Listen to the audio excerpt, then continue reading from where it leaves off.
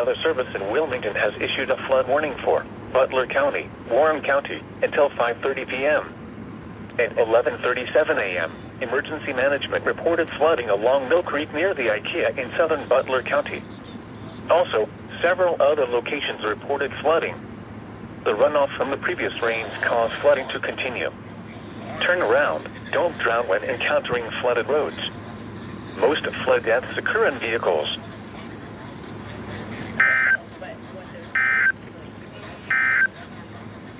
This is no weather. Natural gas flood, rains cause flooding to continue. Turn around, don't drown when encountering flooded roads. Most flood deaths occur in vehicles. Ohio, northern Kentucky, and southeast Indiana, including the greater